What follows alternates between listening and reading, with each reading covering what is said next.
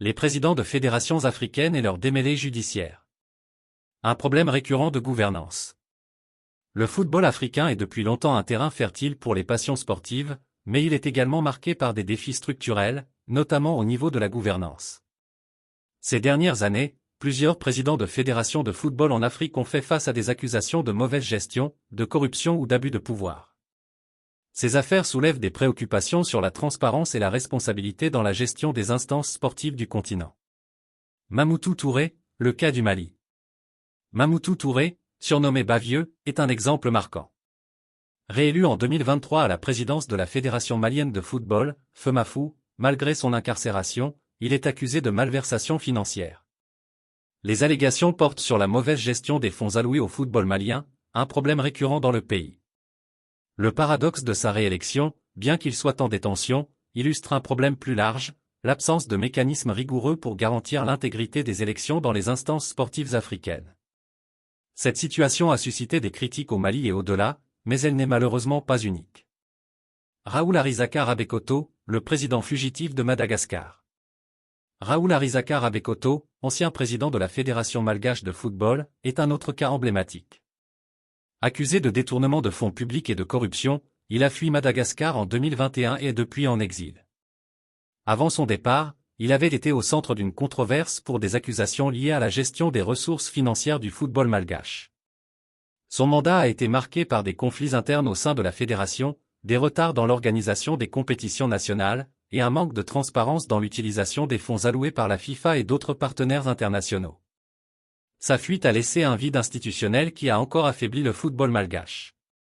Patrice Edouard Ngaïsona, de la Centrafrique à la CPI. Patrice Edouard Ngaïsona, ancien président de la Fédération centrafricaine de football, incarne un cas extrême. Il a été arrêté en 2018 et transféré à la Cour pénale internationale, CPI, à La Haye. Ngaïsona est accusé de crimes de guerre et de crimes contre l'humanité pour son rôle présumé dans les conflits armés en République centrafricaine, notamment en tant que dirigeant des milices anti-Balaka. Bien que ces accusations ne soient pas directement liées à ses fonctions footballistiques, elles soulignent l'absence de critères stricts pour l'éligibilité au poste de dirigeant dans les fédérations sportives africaines. Ce cas a suscité un tollé international et posé des questions sur la capacité des instances sportives à contrôler les antécédents de leurs responsables. Un problème systémique. Ces affaires ne sont pas des cas isolés. De nombreux dirigeants de fédérations africaines ont été accusés de mauvaise gestion, d'appropriation illicite des fonds de la FIFA ou de détournement de fonds publics. Ce problème est exacerbé par le manque de transparence, peu de fédérations publient des rapports financiers détaillés. L'absence de mécanismes de contrôle, la surveillance externe des fédérations reste limitée, même si la FIFA impose des audits réguliers. Le clientélisme, les élections dans les fédérations sont souvent influencées par des alliances politiques et personnelles, favorisant le statu quo. L'insuffisance des sanctions, même lorsque des accusations sont portées, les sanctions sont souvent faibles ou retardées, ce qui limite leur effet dissuasif. Conséquences pour le football africain. Les répercussions de ces scandales vont au-delà des individus. Ils affectent directement le développement du football sur le continent, notamment en réduisant la confiance des sponsors et des partenaires internationaux, impactant négativement les investissements dans les infrastructures et les compétitions locales, privant les jeunes talents des ressources nécessaires pour éclore. Vers une réforme nécessaire. Pour résoudre ces problèmes, des réformes profondes sont nécessaires. La FIFA, la Confédération africaine de football, CAF, et les gouvernements doivent travailler ensemble pour instaurer des critères stricts d'éligibilité pour les postes de direction, des mécanismes indépendants d'audit et de contrôle, des sanctions plus sévères et rapides contre les abus de pouvoir, une transparence totale dans la gestion des fonds, avec des rapports publics réguliers. Le football africain, riche de son talent et de son potentiel, ne pourra exploiter pleinement ses capacités qu'en assurant une gouvernance exemplaire à tous les niveaux. Conséquences des scandales de gouvernance pour le football africain. Les problèmes de mauvaise gestion et de corruption au sein des fédérations de football africaines ont des répercussions profondes sur le développement du sport à travers le continent. Voici les principales conséquences. Perte de crédibilité et de confiance. Les scandales répétés autour des dirigeants des fédérations nuisent gravement à l'image du football africain. Cela a des impacts directs sur les sponsors. Les entreprises hésitent à investir dans des projets mal gérés ou entourés de controverses. Les supporters, Le public perd confiance dans les institutions et dans leur capacité à promouvoir des compétitions équitables. Les institutions internationales, la FIFA et d'autres organisations deviennent plus réticentes à allouer des fonds ou des projets au football africain, craignant des détournements. Frein au développement des infrastructures. Les fonds destinés à améliorer les infrastructures, stades, académies, terrains d'entraînement, sont souvent détournés ou mal utilisés. Cela engendre un manque d'infrastructures modernes pour les compétitions locales et internationales. Des conditions de jeu médiocres pour les joueurs, freinant leur progression. Une absence d'installation pour les jeunes, limitant le développement des talents à la base. Impact sur les compétitions locales.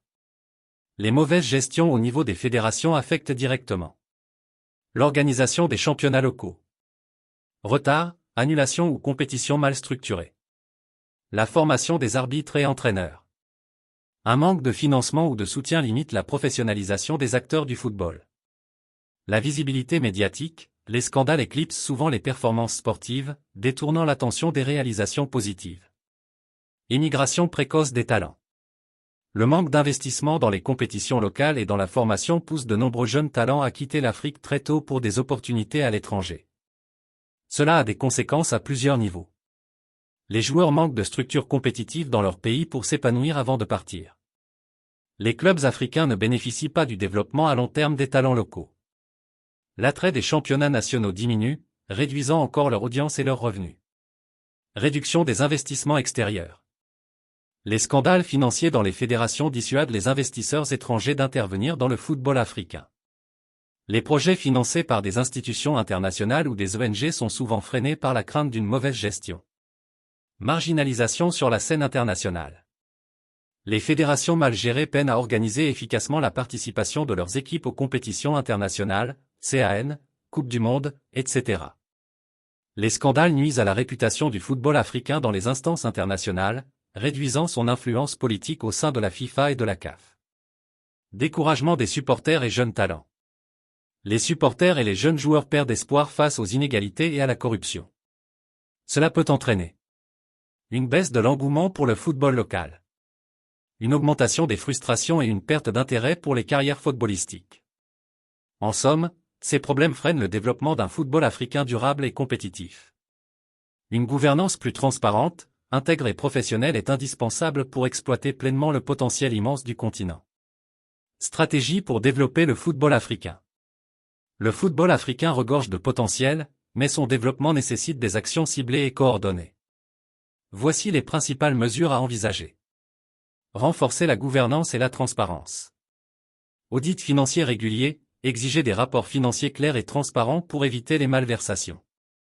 Limitation des mandats, introduire des mandats limités pour les présidents des fédérations afin de réduire les risques de corruption. Formation des dirigeants, former les responsables des fédérations à la gestion moderne et éthique des organisations sportives. Supervision internationale, collaborer avec la CAF et la FIFA pour instaurer des normes strictes de gouvernance. Investir dans les infrastructures.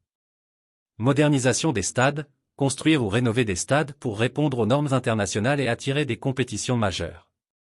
Amélioration des terrains locaux, fournir des terrains adaptés pour les compétitions et les entraînements des jeunes. Centres de formation, créer des académies et centres d'excellence pour développer les jeunes talents. Développer les compétitions locales.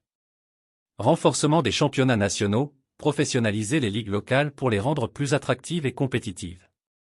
Augmentation des revenus, attirer des sponsors et négocier de meilleurs droits télévisés pour soutenir financièrement les compétitions. Valorisation des compétitions féminines, investir dans le football féminin pour garantir un développement équilibré. Encourager la formation des acteurs du football.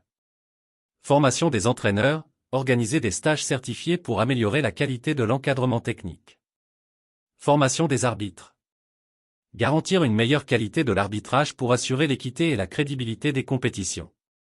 Éducation des jeunes joueurs, associer l'éducation académique et la formation sportive pour préparer les jeunes à une carrière équilibrée. Promouvoir les talents locaux. Limiter l'immigration précoce, encourager les jeunes talents à évoluer dans les championnats locaux avant de partir à l'étranger. Partenariat avec des clubs étrangers, faciliter des échanges avec des clubs européens pour offrir des opportunités aux jeunes tout en maintenant un lien avec leur club d'origine. Visibilité médiatique, mettre en avant les talents africains à travers les médias pour accroître leur notoriété. Mobiliser les investissements. Attirer des sponsors. Garantir un environnement financier stable pour convaincre les entreprises d'investir. Collaboration publique-privée, associer les gouvernements, les entreprises et les ONG dans des projets de développement. Événements internationaux. Organiser des compétitions continentales et intercontinentales pour générer des revenus et promouvoir le football africain. Favoriser l'accès au football pour tous. Initiatives communautaires, soutenir des programmes pour permettre aux enfants défavorisés d'accéder au football. Football scolaire, intégrer le football dans les programmes scolaires pour identifier et former les talents dès le plus jeune âge. Football féminin, accroître l'accès des filles au football et lutter contre les stéréotypes. Créer une vision à long terme. Plans stratégiques nationaux, chaque fédération devrait élaborer un plan décennal pour le développement du football. Recherche et innovation, utiliser les données et la technologie pour analyser et améliorer les performances des joueurs et des équipes. Suivi des progrès. Évaluer régulièrement les réalisations pour ajuster les stratégies. Pour développer durablement le football africain, il est essentiel de combiner une bonne gouvernance, des infrastructures modernes et un soutien à la base. Avec des investissements bien gérés et une vision claire, l'Afrique pourrait devenir un acteur majeur du football mondial, sur le terrain comme en dehors. Si cette vidéo vous a plu, n'oubliez pas d'aimer, commenter et partager pour soutenir la chaîne. Abonnez-vous et activez la cloche pour ne rien rater de nos prochaines vidéos sur le football africain et mondial. Merci pour votre soutien.